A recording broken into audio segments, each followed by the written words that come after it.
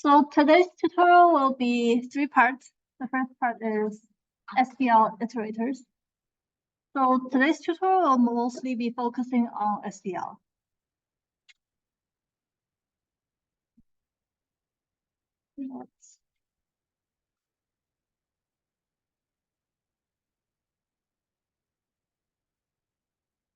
So last tutorial, we covered C++ templates and the standard template library, which is STL. And in STL, we covered the vector class. And today, we're going to introduce the iterator. What operations can I perform with an iterator? And an example class, which is linked list. So first question, what is an iterator? An iterator is a pointer essentially to an element in the container. And it allows us to access an element in the container, which is also similar to a pointer. And it allows us to move between elements in a container, like increment and decrement. And an iterator is restricted to efficient operations because iterator operations are mostly not really efficient. So it's not designed to support any strong operations. It's just for your convenience.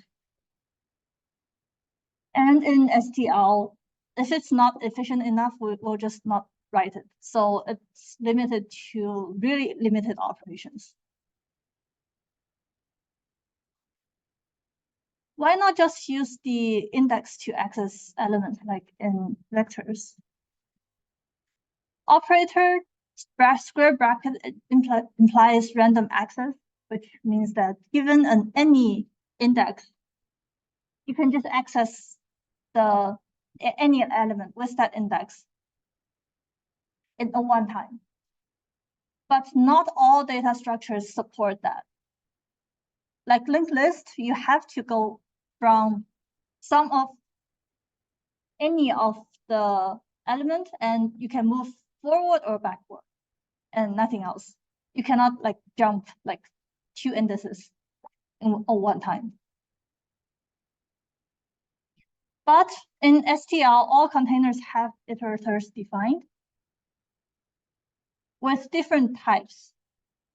So we have one iterator type for each container, like vector integer and vector float. Iterators cannot substitute each other.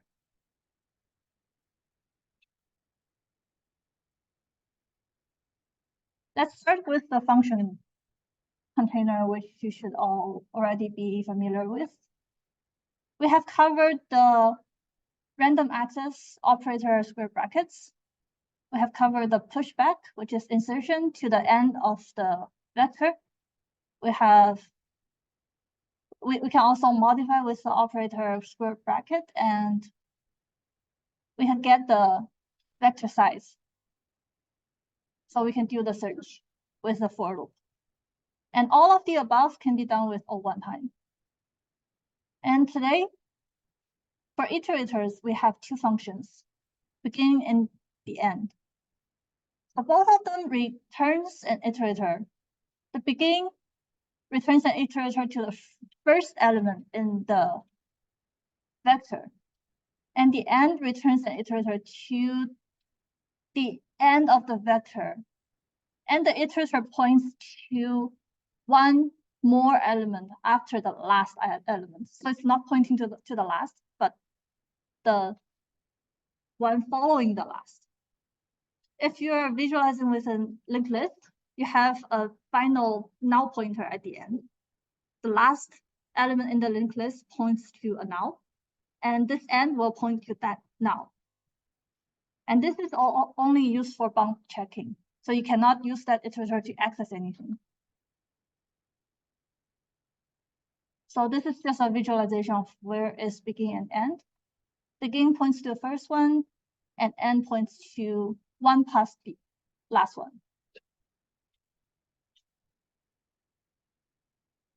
Okay. Turn to win chocolate bars. So for a vector with 4 elements, 1, 2, 3, 4, we have case 1 is creating an iterator with and assign it with begin. Case 2 is assigning 5 to the iterator. Case 3, iterator plus plus. Case 4, iterator minus minus. Case 5,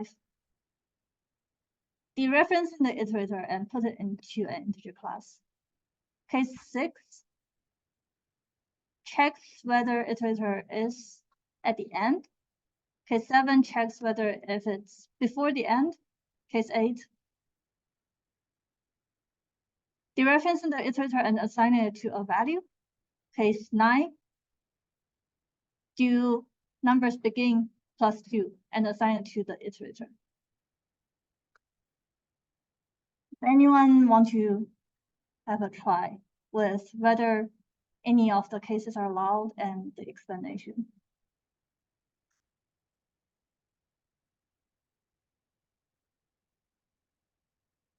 Anyone?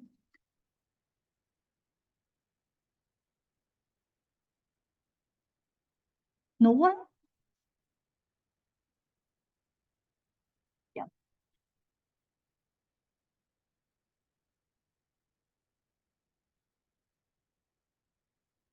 Yes, it will point to the first vector. First element of the vector. How about 2? Probably not.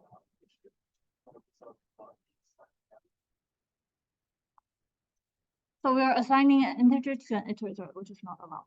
Yeah. And 3.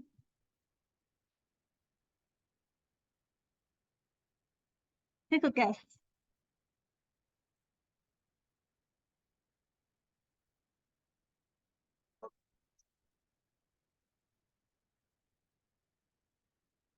Yes. And 4? Yes. Yes. So adding 1 minus 1 means moving it to the next of the prior one. And 5, I sort of gave you the answer. It sets x to the current element value. And 6.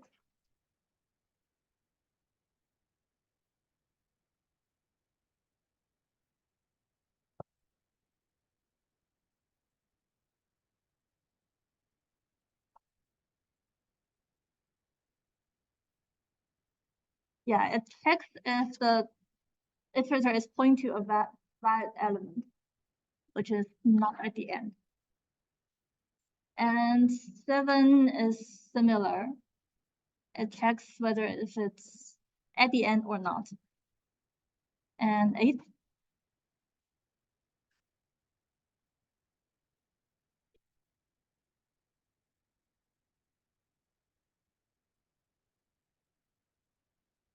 Yes. And 9.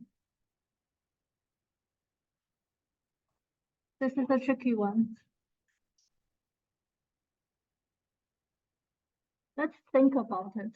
If we can do numbers dot begin plus a random number to access that element, does that mean random access?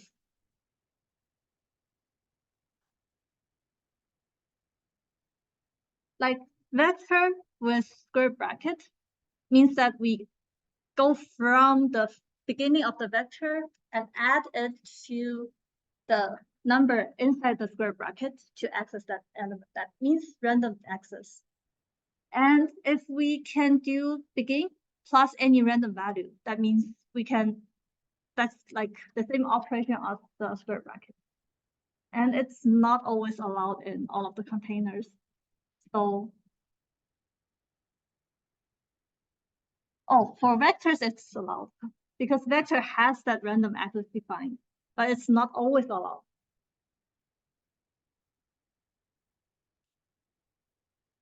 Yeah.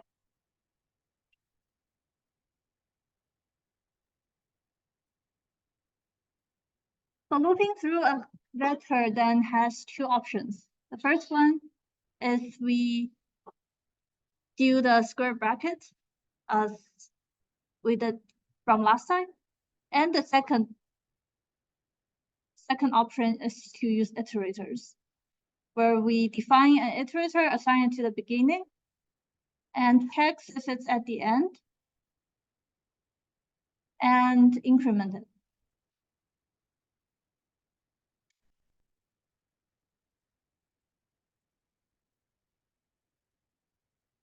And dereference to get the value.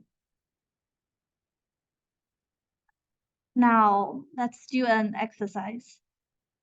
So we have a vector with integers.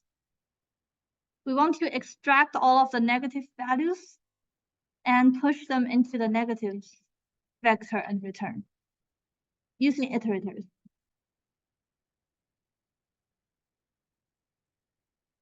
Let's go on to this URL and complete exercise 1.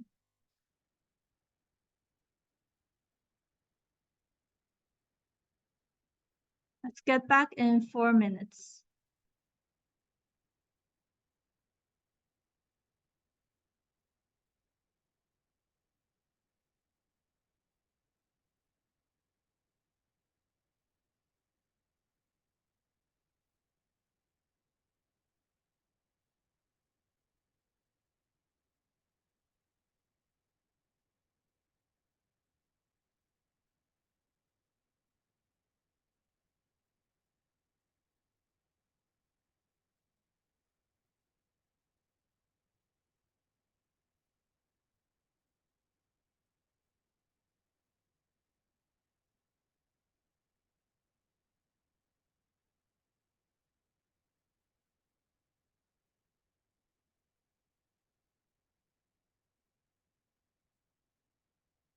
So just as a refreshment of iterator syntax, I'll just put on this slide.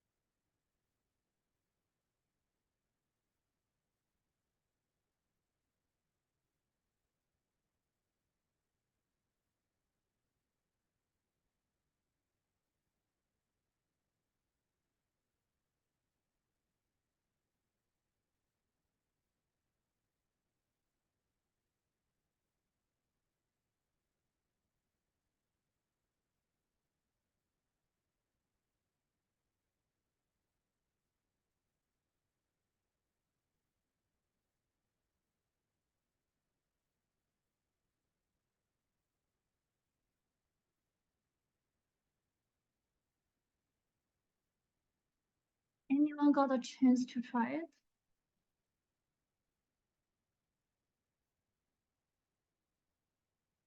Anyone not finished?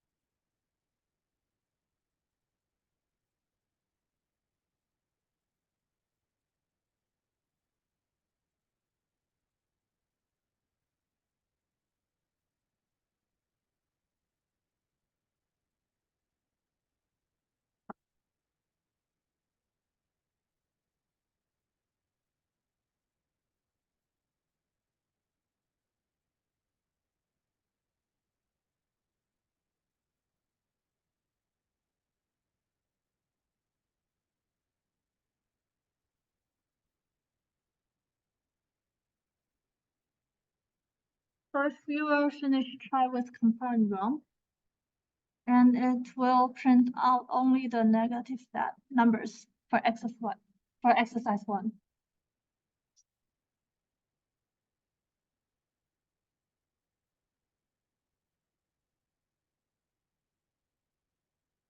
So here is the code.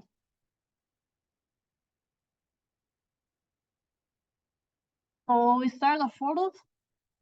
We do the iterator IT to beginning, check if it's at the end, increment it, and check if dereferencing the iterator if it's minus, like less than 0, and push back to negatives. Okay.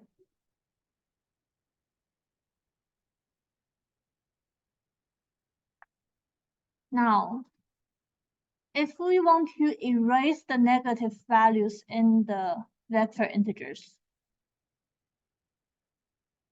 we have the similar integer.begin and check if it's at the end. But if we want to erase the values, first check if it's less than 0 and call the erase function with IT. The erase function will then return an iterator to the next element. So we assign IT to the next element. Otherwise, increment.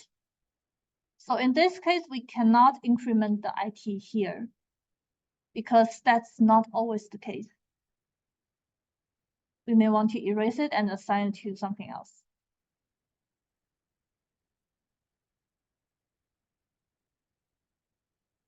So what does erase do? We have a vector with processed elements, like we are in the middle of a for loop. We have some elements that are processed and some of them are not. We found a negative at the iterator IT.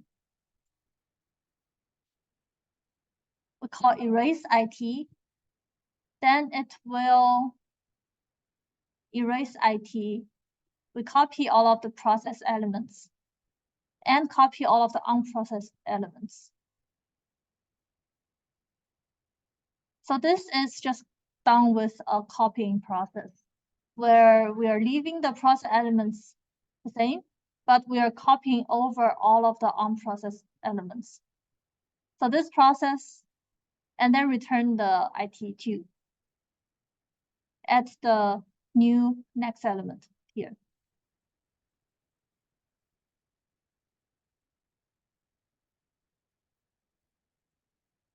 So this is just explaining what I just said.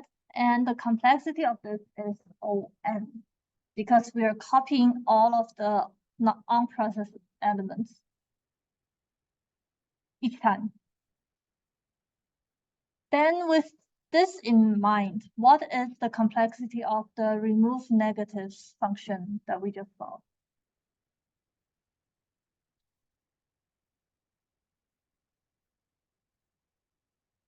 Yep.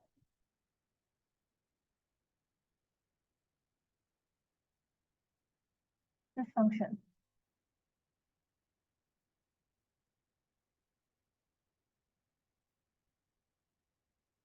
Yes, n squared.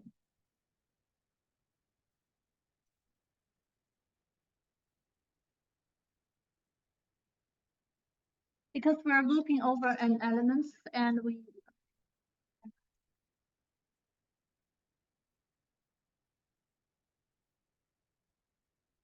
even if we are not looking at the worst case scenario, we have On looping and On erasing.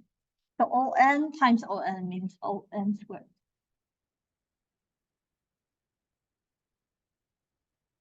Next, let's go into the list container. So the list in C++ STL is implemented with a doubly linked list where we can go to we have a pointer to the next element and a pointer to the previous element. So start from the head, go to the next element, and from any next element, you can go to the previous one until we reach the tail. So in this case, we have bidirectional access. So we can still do the plus and minus minus. This is a fast insert and erase container because we don't have to copy everything when we want to erase something. You just need to update the neighbors. You just need to update the pointers in the neighbors. So this is a comparison on the complexities. For the vector, begin and pushback size operator square bracket are all O1, but erase and insert are both On. For the list, you have everything O1 except random access is not available. So in this case, both can do plus plus minus minus, but IT plus 5 is allowed in the vector case, but not allowed in the list case. That's what I said when we did the vector example.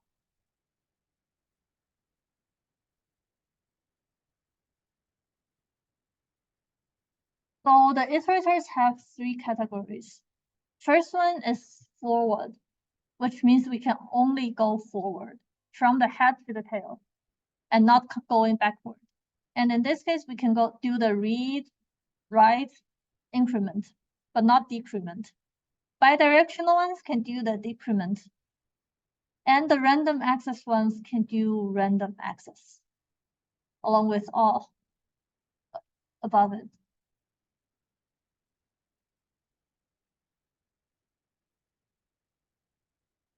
Okay. So let's replace the vector with lists.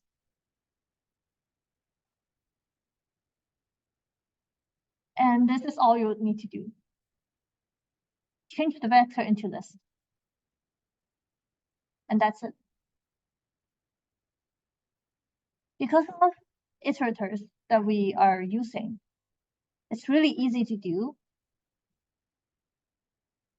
And that's one reason why we should be using iterators in some cases. And with the list, remove negatives is On because the erase operation is only O1 time. But you just need to be careful that not all code works interchangeably with all containers. Like if you are doing, in this case, if you are doing vector plus iterator plus 2, it works for the vectors, but not the list. So when you are switching, you should be careful of that. Another really useful keyword is the auto one that's introduced in C++ 11. So in this case, instead of specifying a type when we are declaring a variable, we can just use the auto keyword and the compiler will determine the type for you. So the compiler will automatically replace the auto keyword into something like int. And you can save on typing with this, because if you are defining something like an iterator, auto is a lot shorter than the container iterator. And this will keep code compiling when you are switching types around frequently. But you should always know what the actual type will be. You can't just do auto and you don't know the type. And you cannot just do auto equals to a vector iterator and assign that variable to a list iterator. That's not allowed. The type is still static. This is not Python. Now let's simplify this code with auto. So in this code, in the for loop, we're doing std vector int iterator equals to the numbers beginning, and it goes to the end. With auto, it's just this. So it's a lot shorter first line.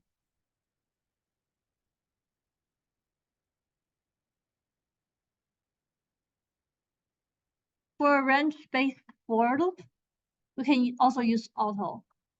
So this is the syntax where we want to traverse through all of the elements in numbers. We define an auto reference, so we can change the values. And the compiler will automatically determine the type for you, which is int reference. And loop from dot begin to dot end of the numbers container.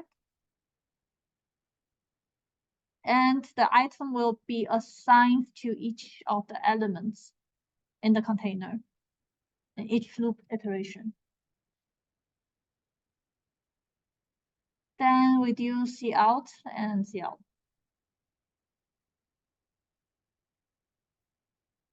So this is a really compact syntax that can save on your code, and you will see next, there are certain containers that cannot be searched from the beginning to the end. That cannot be searched from beginning to the end from accessing, say, the indices.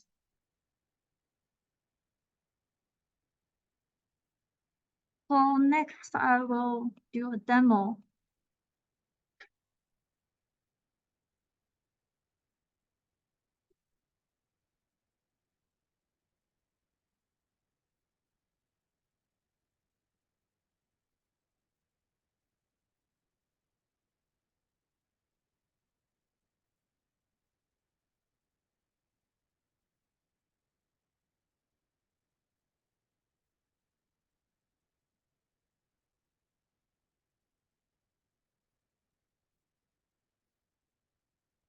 Okay.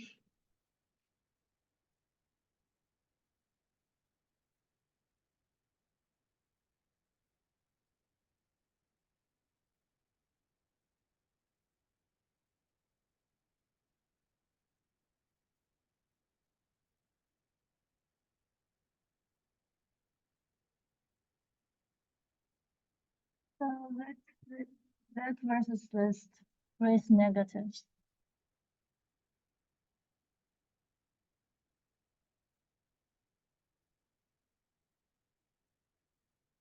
Let's open it up and compare. Okay, the font is small.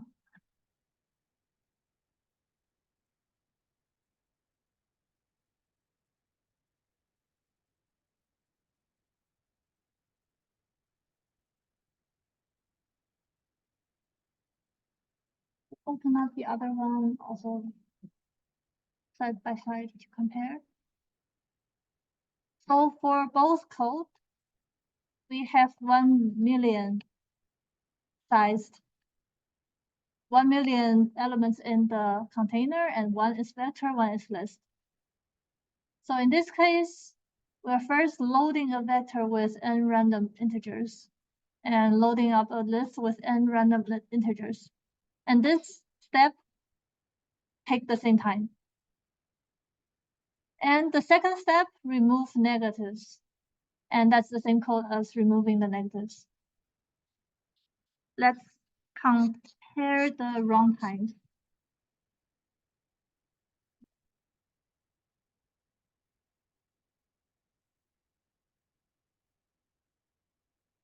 I'll make with the release configuration. And let's time. Vector erasers. Remember, this is all n squared.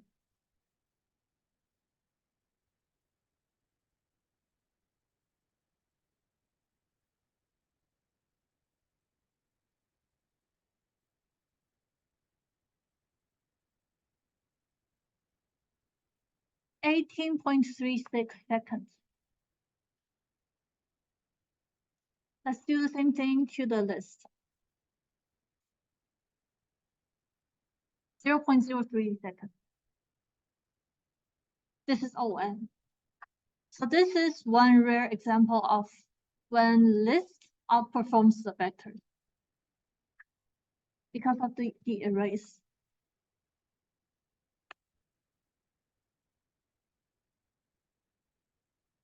Okay, let's have a 10 minutes break and let's get back at 10:57.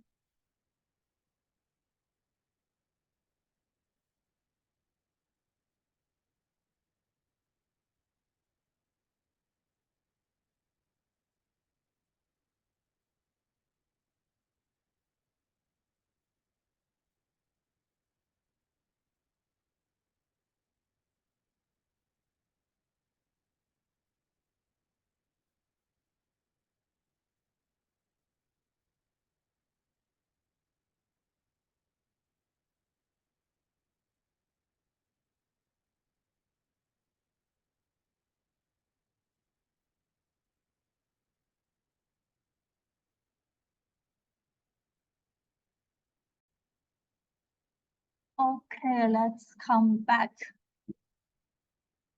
to our tutorial.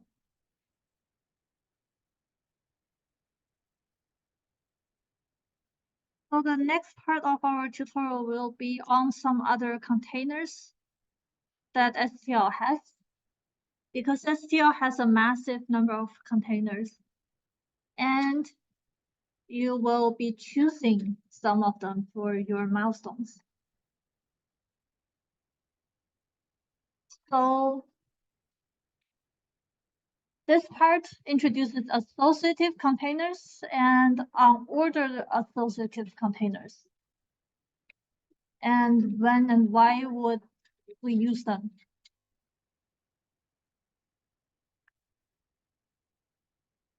So first, if we have a vector, how can we find a value in it? The first option is to use find, which is starting from the beginning of the vector, we move through it one by one and find the value. And this is ON complexity.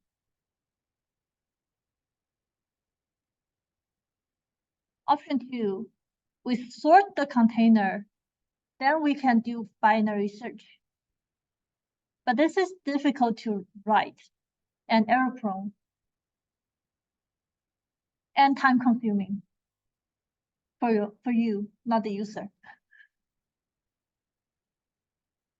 So what data structure is inherently ordered that you don't have to order, you don't have to sort, but you can do binary search with it?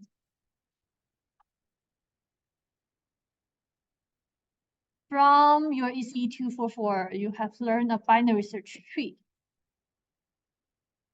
And in the STL, a map is implemented with a binary search tree.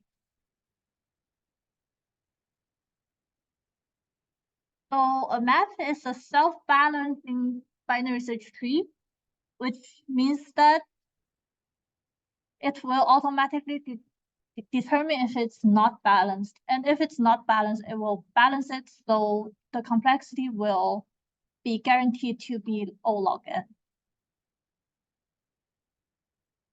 For all of find, insert, and erase. So a map stores pairs. We have a key and the value. So the key is used in the ordering and value is used for storage. An example application of map is domain name lookup.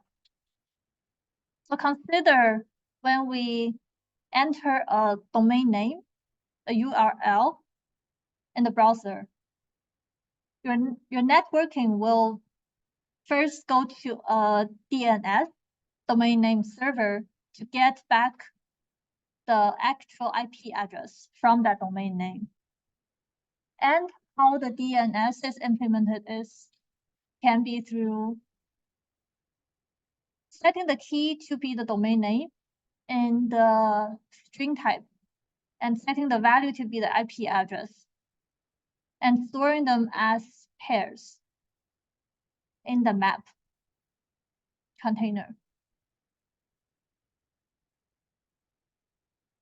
So how to implement this? Include the map container and create the map specifying that the key is the string and value is an integer. Then we can do either option 1, 2, or 3 in inserting an entry into the map. So the first one is to create a pair using the pairs constructor. So we create a pair called Google, and using the constructor, we give them the key and the value. Then we insert Google. Option 2,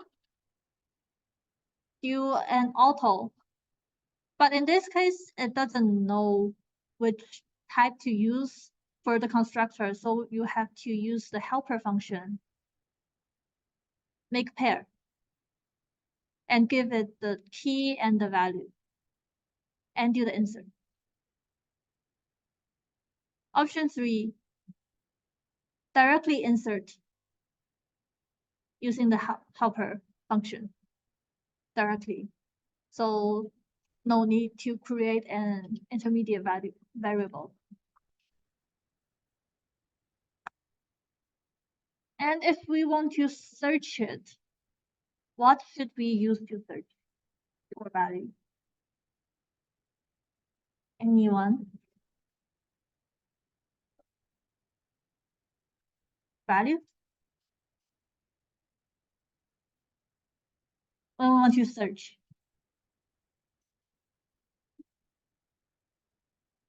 Like when you enter an URL and you want to get the IP address.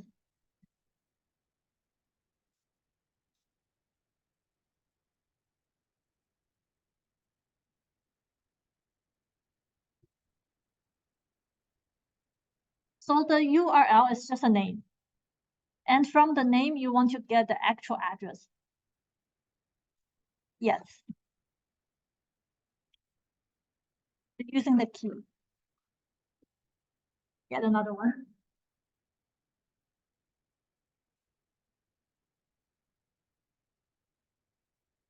How do we check if the key was found? For the Apple case, because the key is there, we need to check if the key was found. And for the Microsoft case, because the key was not there.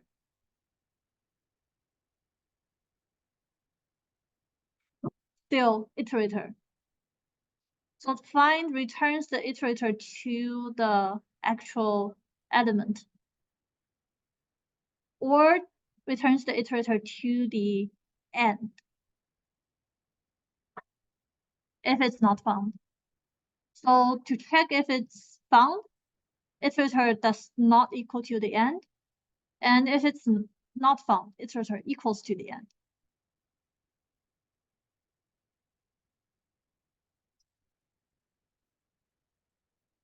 And the iterator itself points to the entire node in the map, which is a pair. So it has a first and a second field.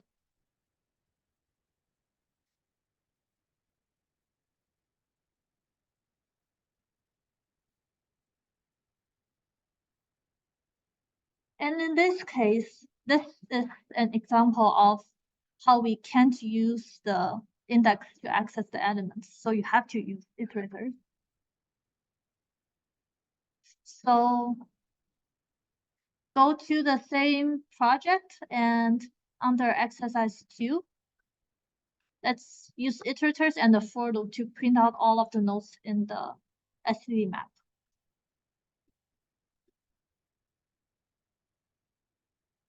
And we'll be back in 4 minutes.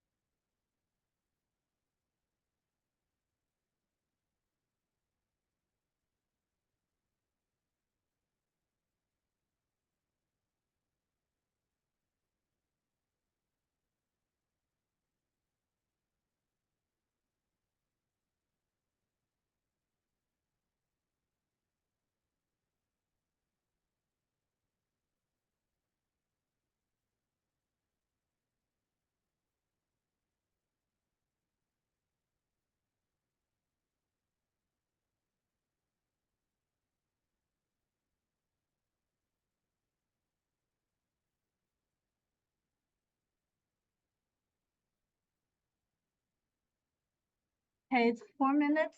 I hope everyone got to try it.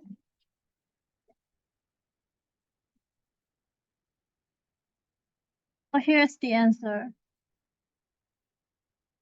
For auto IT equals to the beginning, it doesn't equal to the end, and increment.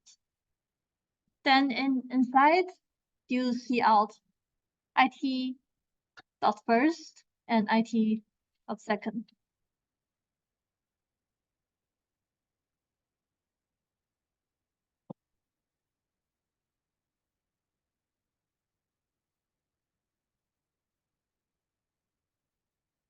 So it will then output the domain name and the IP address.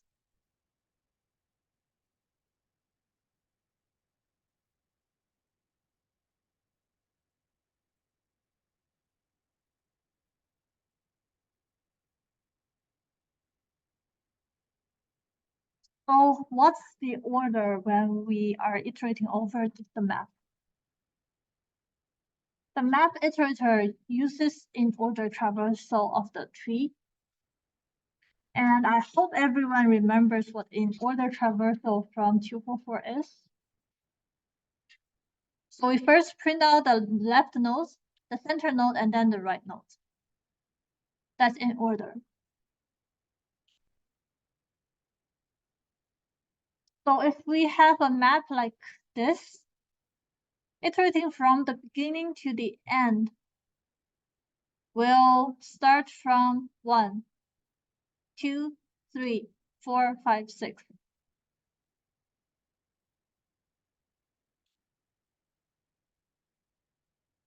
And we do the find, and the iterator will be assigned to the iterator of 2.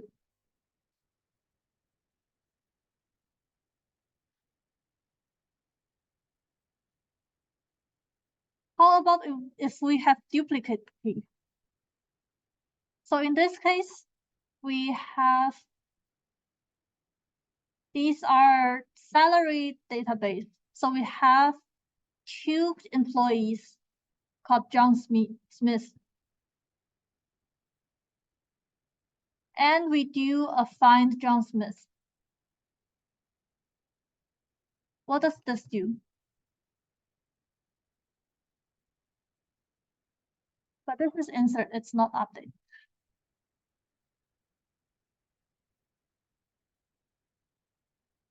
Because this is a binary search tree, so we can't really accept the same keys, essentially. So when it does the insert, it checks that the key exists, so it will not insert the second one. And when we do the find, it will find the first one.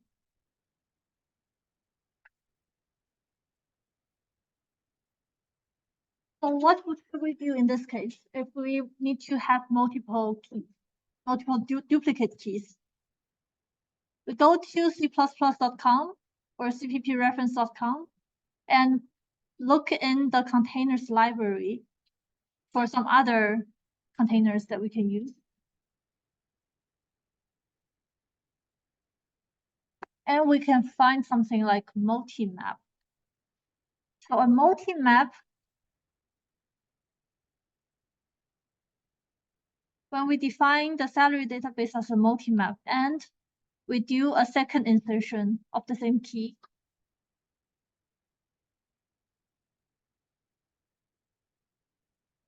then do the find.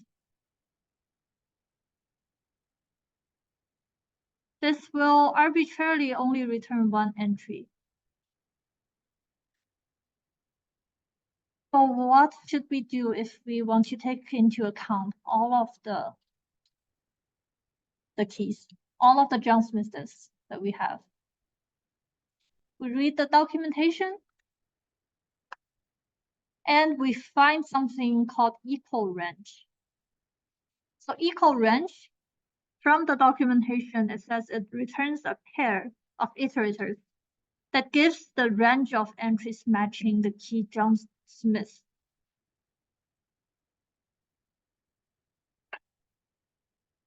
So we do salary database dot equal range John Smith and save it into an auto range. This will give a pair of iterators. And do a for loop from the first one to the second one.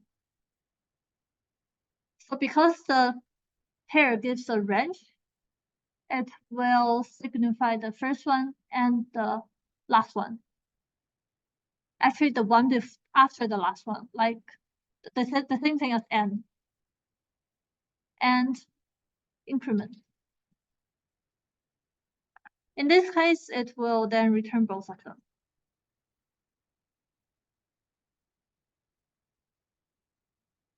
But what is it actually returning? Say we have this map, multi-map. If we do the equal range, the first one will be pointing to the first job, and the second will be pointing to one iterator after the second job. So when we do from first to one before second, that's the actual range. Any questions, or is it clear?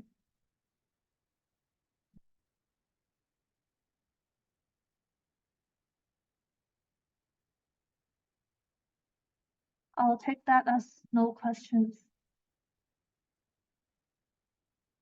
Okay.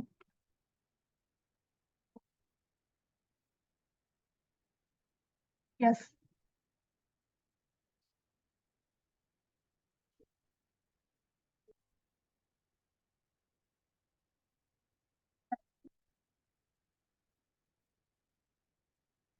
So the map iterators always are in order traversal for trees. Unless otherwise specified, of course. Yeah.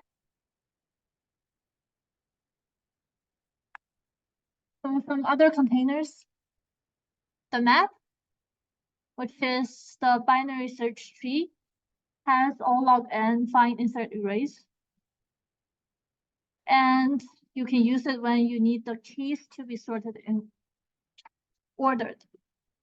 Multi-map has the same complexities and use it when you need to have duplicate keys. Unordered map have all one complexities and use it when the order of keys does not matter. A set has all log n complexities and use it when you only need the keys, not their values. So a set doesn't store the pair, it only stores the key.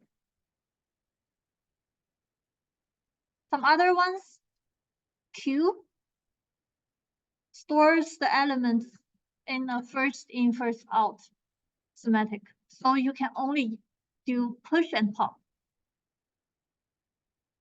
When you push a value into it and pop it, you are only popping the first value that is pushed. Priority queue has an O log n push and O1 pop. And this keeps the elements ordered. And you're popping the largest by default element. And you can only, you can also change that to be the smallest element in the declaration. By default, it's the largest. The stack is similar to Q, but in this case, you're doing last in, first out. And the DQ is similar to a vector, but can be faster for insertions and deletions. So these are all useful containers to choose.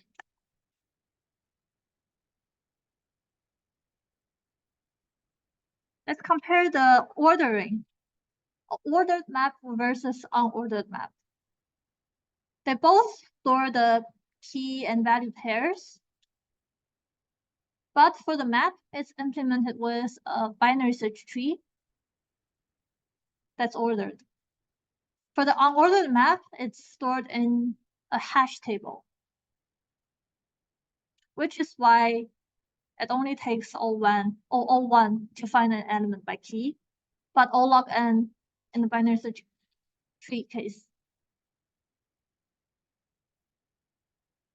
Then the limitations to use both of them will be, to use the map, you'll need the key type to have the operator less than defined for comparisons, to be for all of the keys to be sorted. And for the hash table one, you'll need the key type to have the hash function defined.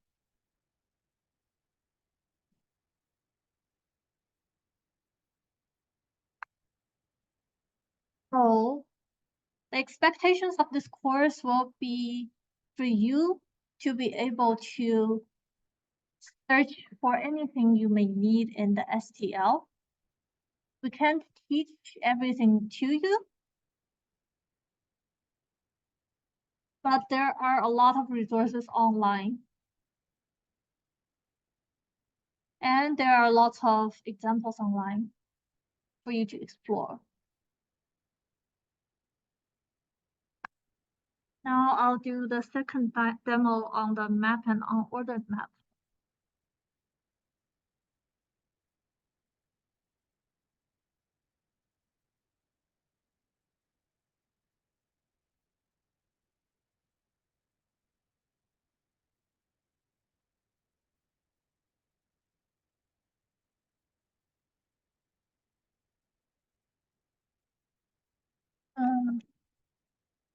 PPG files to do a conversion first.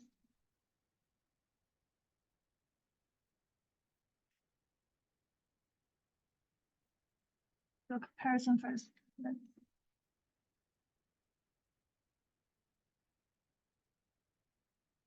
enlarge the font. And open up the other one side by side.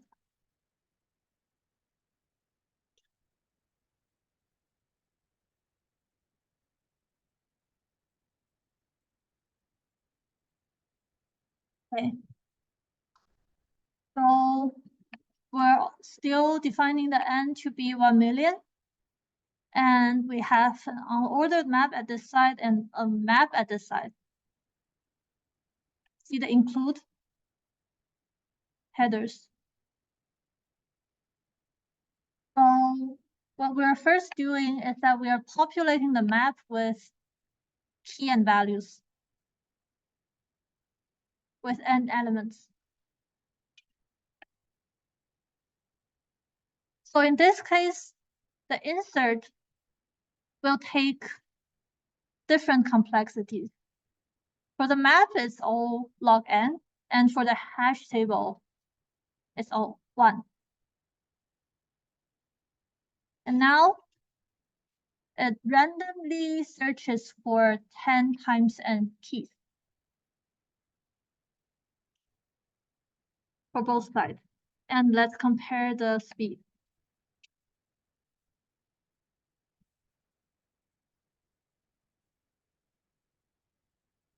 We'll make with the release configuration and time it. First map search, 0.21 seconds.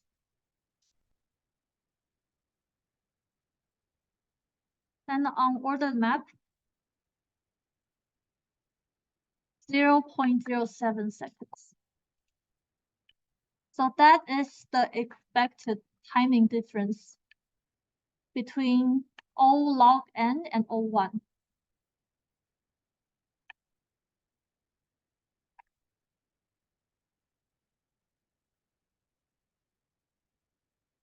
So back to the code itself. The population insert is a comparison between O log n and O1. And the search is also O log n versus O1.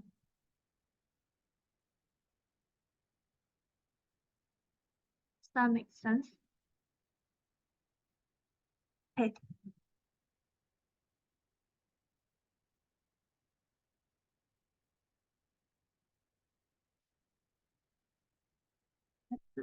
That.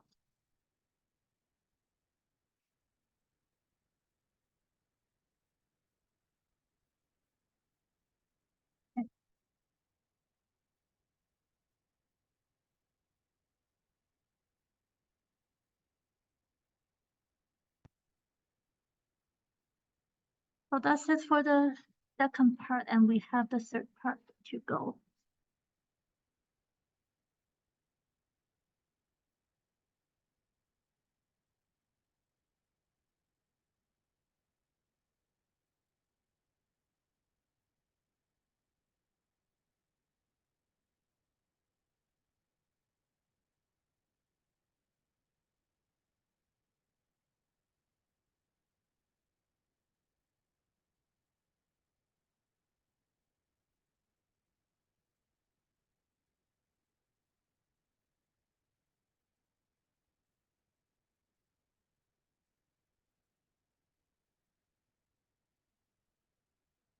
The third part will be about algorithms using the STL.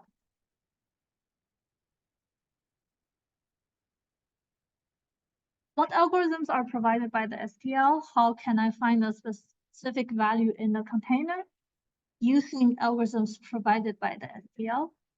How can I sort the container? How can I find the information I need to use the STL?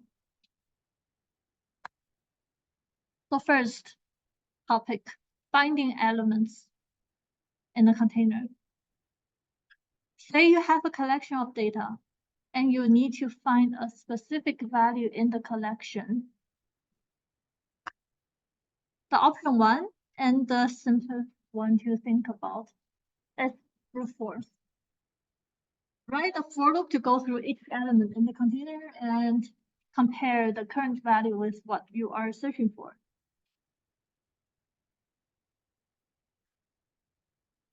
And the second option is to use std_find.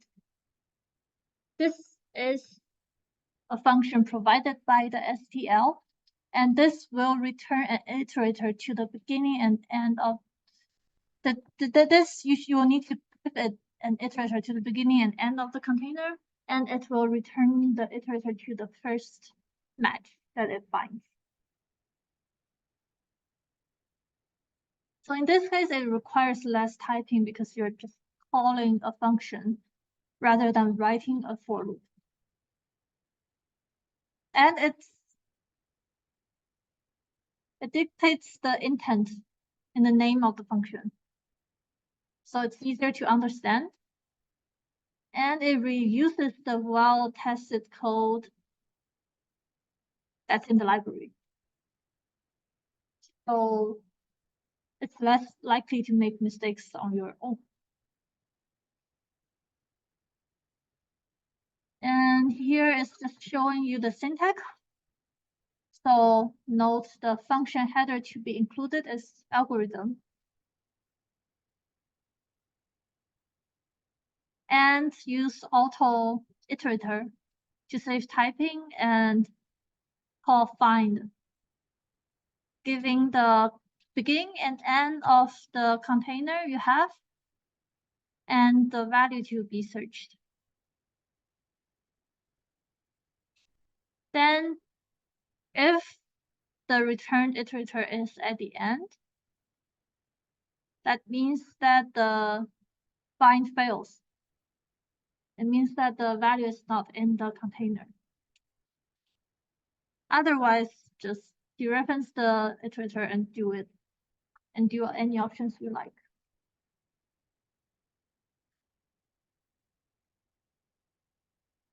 And next, we have the third exercise. This is from the same URL. And exercise 3. But we want to use the find and iterators to ensure that the first element is 1 and only that element is 1. So all the other elements are not 1.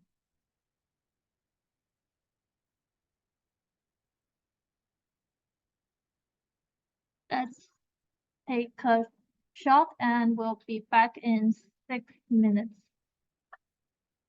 So 11:36.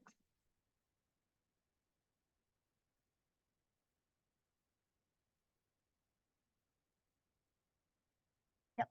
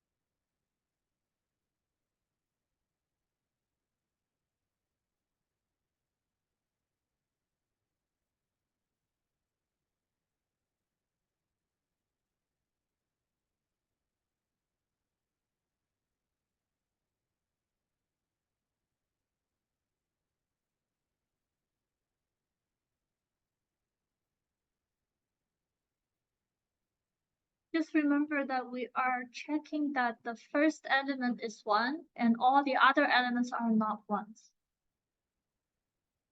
So the test provided by the main.cpp itself is not really sufficient.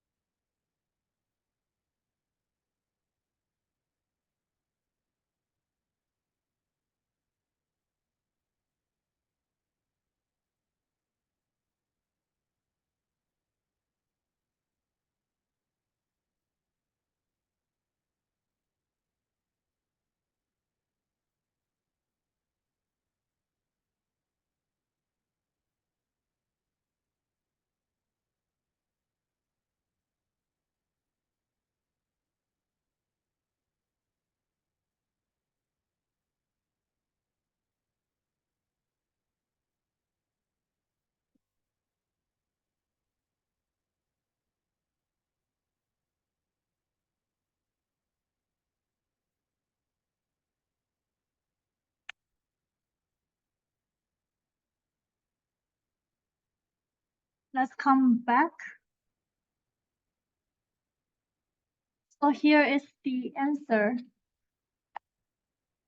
We first go to the first element and we search for first element plus 1 till the end for 1. Then if the first element equals 0 and the iterator points to the end, which means that the first element from the second element to the end, there's no 1s, we output 2, otherwise false. Return 2, otherwise return false. So essentially we're checking for 2 things. The first element is 1 and all the other ones are not 1s.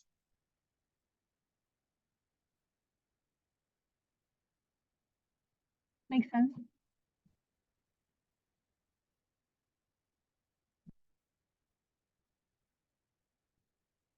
Some other functions from the algorithm class will be minimum, maximum, sort, find, swap, count, and many, many more.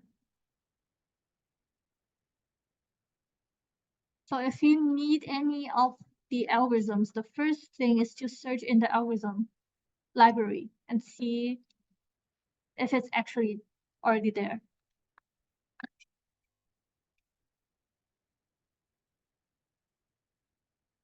So let's do another exercise. Go to c++.com or Google or anything and search for the stdsort function and answer these 4 questions.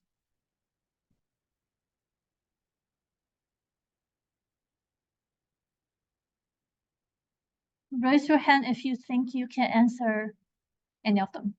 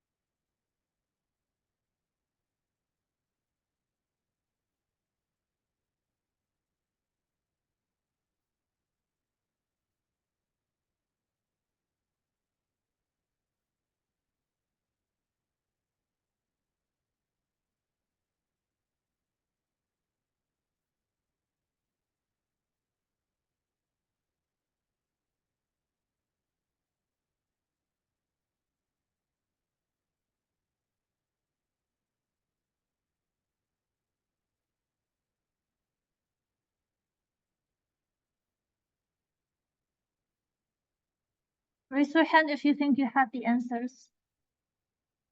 Yes.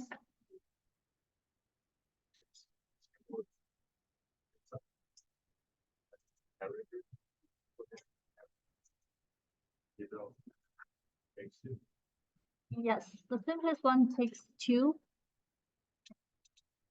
And if you need to change the comparator, it takes 3. Yeah. Number 2.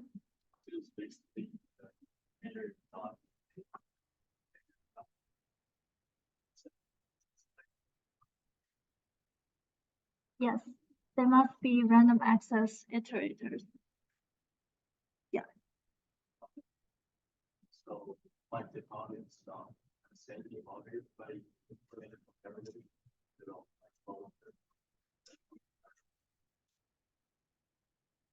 Yeah.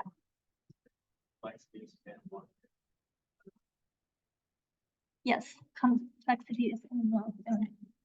You can take another one if you want to choose one.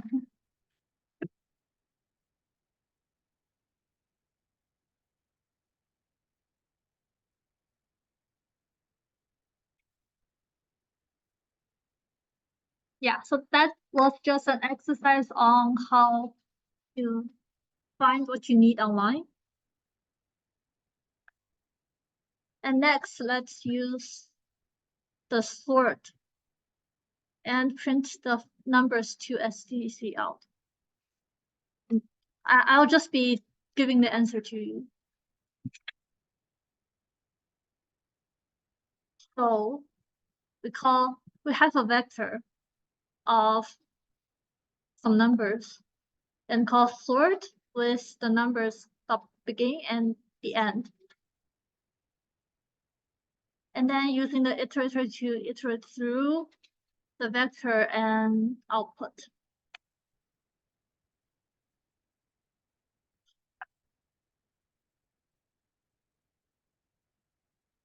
And yeah, that's the main usage of sort, because sort is mostly used to sort vectors. And all the other containers, they're either not ordered or they are already ordered.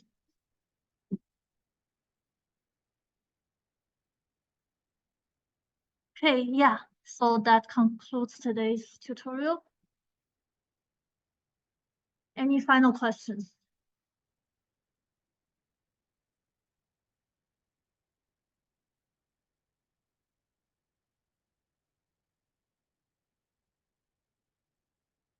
If you have questions, you can come up and ask me.